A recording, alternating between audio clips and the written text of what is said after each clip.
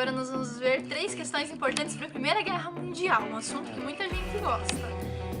Primeiro, nós vamos tentar entender por que a guerra é mundial. Segundo, quais os primeiros problemas que surgem assim que a guerra desponta. E terceiro, por que ela acaba.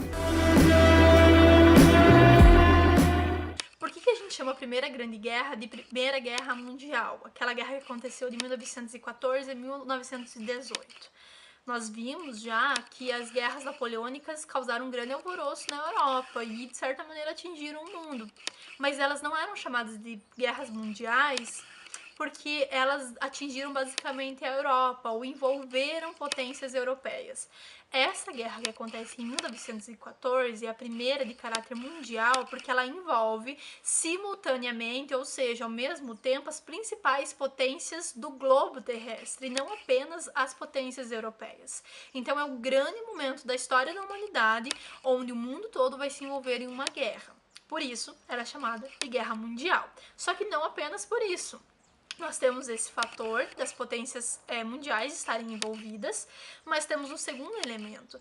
Economicamente, o mundo todo vai ser afetado pela Primeira Guerra Mundial. E é importante que a gente entenda que a Primeira Guerra, onde se envolvem países industriais. Até então, as guerras elas eram muito mais articuladas por potências agrícolas. Agora o mundo está se tornando industrial e isso vai potencializar o poder de destruição dessa guerra. Outra questão também que é muito relevante é que os países envolvidos não estavam preparados para uma guerra com essas dimensões. Tanto é que eles logo percebem que não vão conseguir lidar com a situação. Esses países, eles estavam acostumados com guerras muito mais específicas e rápidas, com ação mais específica. A Primeira Guerra Mundial ela se estende por 4 anos, e isso vai se tornar muito problemático já nos primeiros meses, e a gente vai ver isso na segunda questão. Ainda com relação à primeira questão, é importante que a gente entenda que a guerra também é mundial porque ela afeta os mercados no mundo todo. Quem comprava importava dos Estados Unidos, da Europa de maneira geral, acaba sendo afetado e se obriga a produzir aquilo que antes importava. Porque nesse momento as indústrias no mundo vão se focar basicamente na questão dos produtos bélicos, das armas, das munições, enfim. E aí todo o resto fica, de certa maneira, desprovido.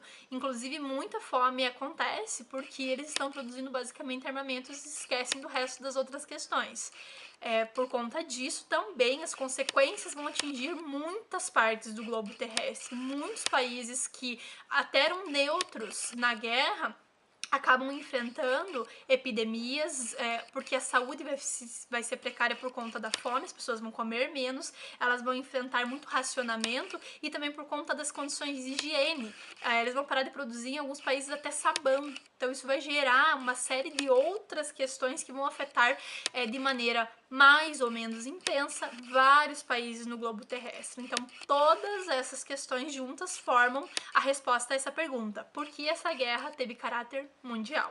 A segunda questão diz respeito a gente pensar um pouquinho como que essa guerra se desenrola. Acabei de falar que eles não estavam preparados para uma guerra nessa dimensão.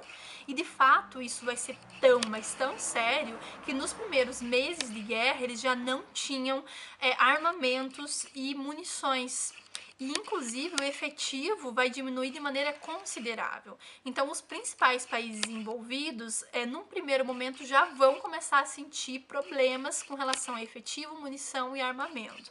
Só para situar, os países envolvidos, num lado a gente tem a aliança feita entre a França, o Império Britânico, a Rússia, depois com a entrada dos Estados Unidos, e num outro momento, no outro lado, nós temos a aliança feita entre a Alemanha, a Itália, o Império Turco-Otomano e o Império Austro-Húngaro. A Itália, na verdade, vai entrar no lado da França, da Inglaterra, enfim.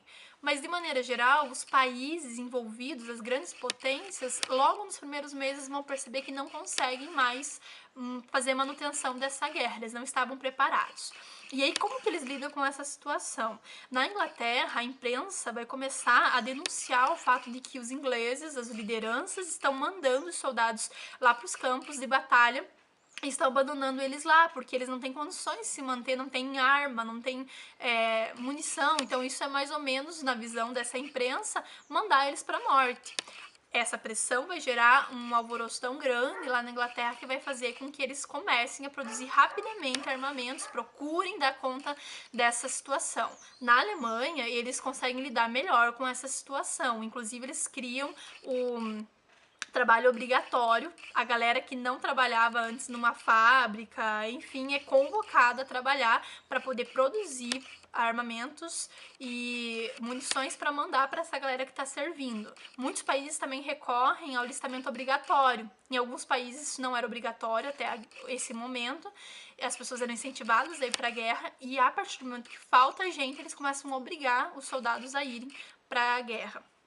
Outra questão também é que a Alemanha, por exemplo, ela vai utilizar muita mão de obra que não era vista com bons olhos até então. De maneira geral, isso também vai se espalhar para o resto dos outros países. Eles vão começar a recrutar mulheres, estrangeiros, a galera que eles estão colonizando dos países lá da África e da Ásia, porque é o período do imperialismo, mas isso a gente vê em outro vídeo. Mas eles estão pegando essa galera e estão mandando para as fábricas. É uma mão de obra, entre aspas, não qualificada, mas eles precisam focar na produção bélica. Automaticamente, quando eles focam nisso, eles deixam de produzir alimento. E isso também vai gerar a crise que a gente viu no item 1. Fome, doença, uma série de problemas. E a Rússia começa a comprar equipamentos, armamentos e munições dos Estados Unidos e do Japão. Os Estados Unidos aproveitam para fazer, né, um fundo nesse momento. Eles vendem armamento para esses países que estão participando da guerra até que eles entram na guerra também. E o terceiro item é a gente pensar por que essa guerra acaba.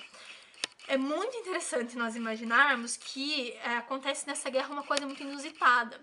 Os soldados dizem que não querem mais lutar. Por exemplo, com relação ao Império Austro-Húngaro, nós temos uma dispersão de 300 mil homens de uma só vez. Mas conforme a guerra vai se desenvolvendo, os homens começam a ficar extremamente cansados. As mulheres que estão trabalhando nas fábricas, e toda essa mão de obra não especializada, os estrangeiros, enfim, toda essa galera que está trabalhando nas fábricas, começa a se envolver com os ideais socialistas, começa a fazer greve, eles querem melhores condições, as mulheres querem que os homens voltem para os seus países, os homens que estão na guerra começam a dizer que não vão lutar e eles começam a desertar, eles fogem, eles somem, eles acabam rompendo com a liderança, eles não admitem mais obedecer às ordens que lhes são dadas, então começa a acontecer uma série de questões ali que vão fazer com que a guerra não se mantenha. Então o principal fator que vai fazer com que a Primeira Guerra Mundial acabe é justamente o fato de que ela não consegue se manter. Ela já não conseguia se manter desde o início, e pro final a coisa vai ficando pior.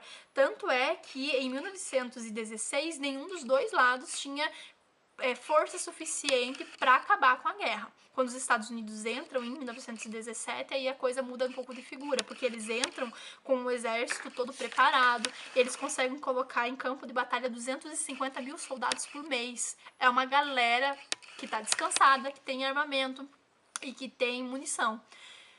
Obviamente que isso vai dar um resultado muito positivo, obviamente é o que vai ser o grande fator aí de decisão para acabar com a guerra, mas além da entrada dos Estados Unidos, da saída da Rússia, as potências estarem enfraquecidas também diz respeito ao fato de que os soldados e as pessoas nos países já não suportavam mais aquela situação.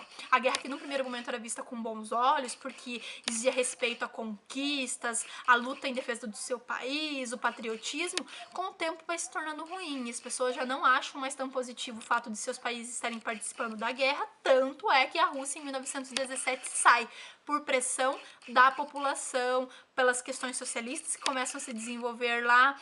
Uma série de fatores externos vão pressionar até que a Primeira Guerra Mundial acabe, enfim, em 1918. Então é isso, pessoal, até mais. E não esqueça de responder as questões aqui embaixo para ver se o conteúdo chegou até vocês. Até mais!